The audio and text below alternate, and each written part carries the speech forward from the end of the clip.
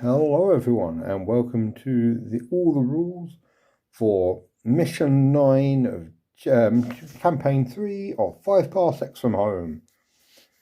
We're gonna have to quickly scramble to recruit a 7th member of the team because we need that to go into red zones.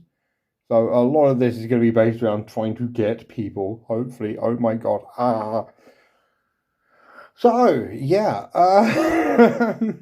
without further ado, I'm going to send Javier and Red to do some recruiting. So I recruit on a 4 or more.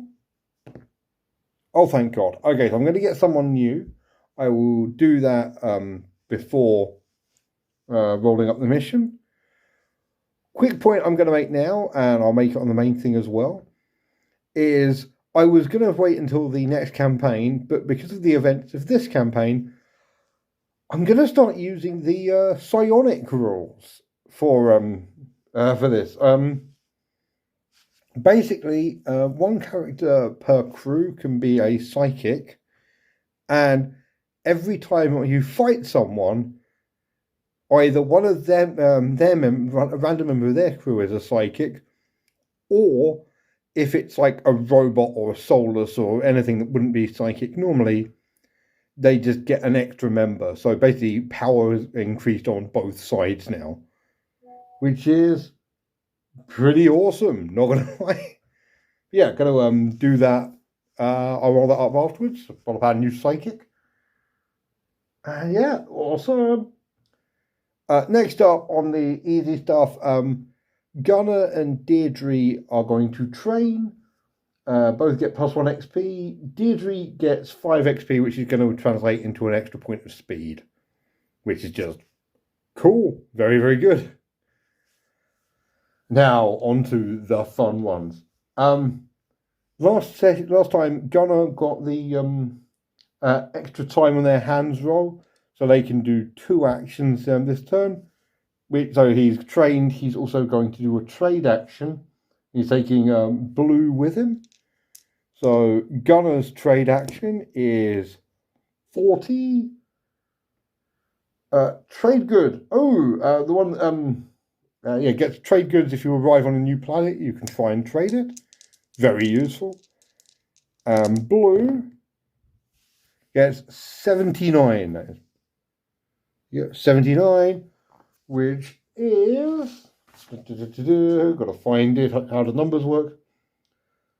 A lot of blinking lights. Roll once on the gear section of the loot table. Who doesn't love some blinky lights? I bet it's another gun sight. That is 28. 28. Which is, it is a gun sight. Oh my god. And that gun sight is 74. A tracker sight. I don't know. I will look that up. I don't particularly care. Everything in my team has gun sights already. I'm also going to be sending Alpha out with the loaded dice again. So just to remind you, that is on a 1 to 4, I get that many credits. On a 6, I lose the dice, and Alpha gets an injury. Nope, that is a 1 extra credit. So he's basically paid for the upkeep this time, which is actually surprisingly useful, if only because it means that we are, we've got to stay above 15 credits for 1 more turn. If I get a bad injury, I'm screwed. Lastly, I'm just going to check rebels. Rivals. On a 1, we have to fight some psychos. No, that's a 4. Okay, right. I'm going to get to the right section of the book.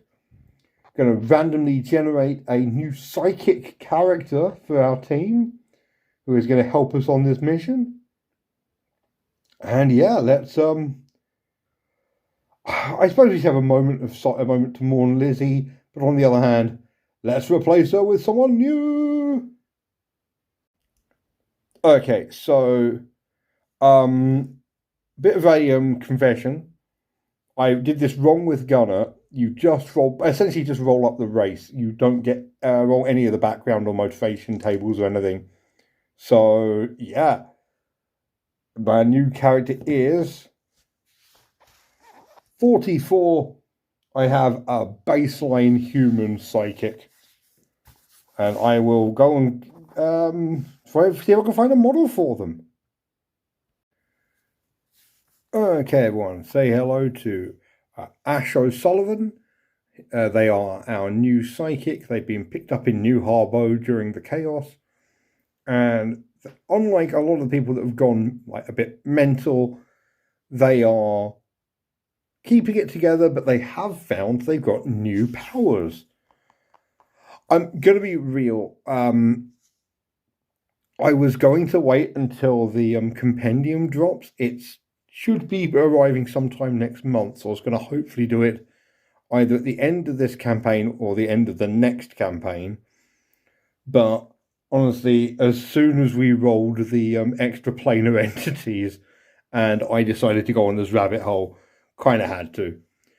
You're also meant to spend a story point or 10 credits to recruit a psychic, but I figure this is the first one and it's basically both sides are getting juiced up by this, which is going to be great fun. I'm actually really looking forward to this.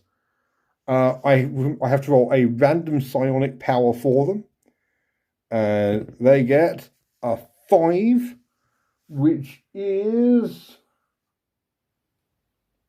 Enrage.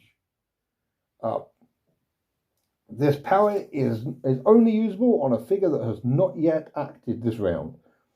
They immediately move a full move plus 2 inches towards the nearest visible opponent and attempt to engage them in brawling combat.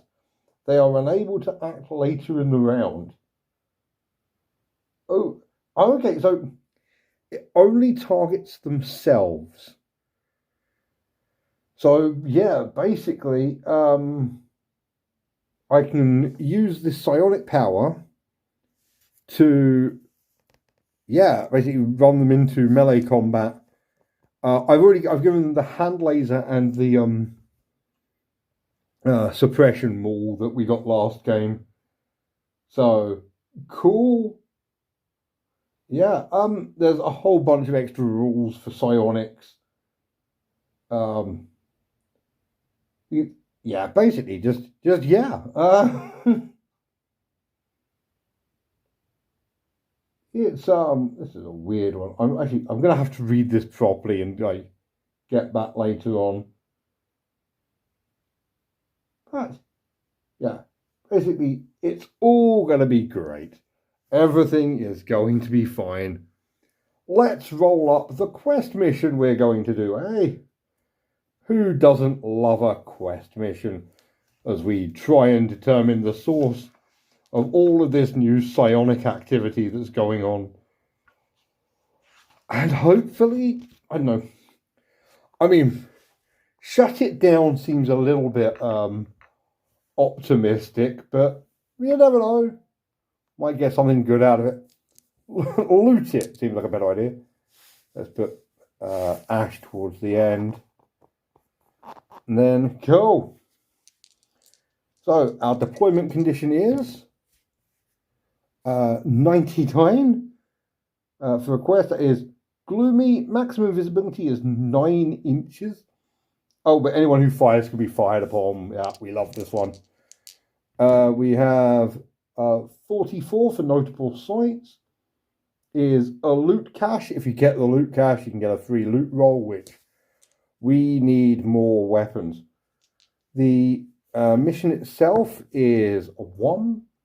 The rest is move through, so we've either got to kill everyone or get to the other side of the board, which with the darkness might actually be quite cool and quite useful. The enemy is 59. For quests, that is an interested party. The interested party is 93. Oh, a salvage team. Okay. So 2d6 plus 1 for the size. That's okay. So we're fighting at 5 members of a salvage team. While I'm here, is there a unique individual? Yes, there is. So it's 5 people and a unique individual. The gear for them is 2B, or not 2B. Aha! So they are armed with military rifles, and the specialist has a rattle gun. Okay. Aha! The individual dude is 30. Where's my one? 35. There you go. 35, which is a callous merc with an infantry laser and a blade. Cool. Okay, so I'm guessing it's like, oh, this is a group that's hunting the new psychic on the team. Hell yes. Hell yes. All we want to do is get through because we're trying to find out what's going on here. But we'll probably end up killing them all off because then we can get the hold the field advantage. Yay! Oh, see you in the main game, I guess. Oh, before we get onto the main game, we've got psychics now. So 1 to 3 are regular dudes, 4 is a specialist, 5 is the lieutenant, 6 is the unique individual. One of them is randomly a psychic. Okay, the lieutenant is a psychic. And got to find the goddamn chart now. Enemy psionic powers are a lot easier. And that is 9. The enemy psionic power is paralyze. All crew figures assigned to 6 while they're rolling through initiative cannot take actions this round and are struck automatically with brawling attacks. Ooh! So, yeah, like I say, this is a power-up for both sides. I have a magic melee brawl person, and they have the ability to stun random members of my team. Jesus, this is going to not be fun. But in a very fun way. See you in the main game.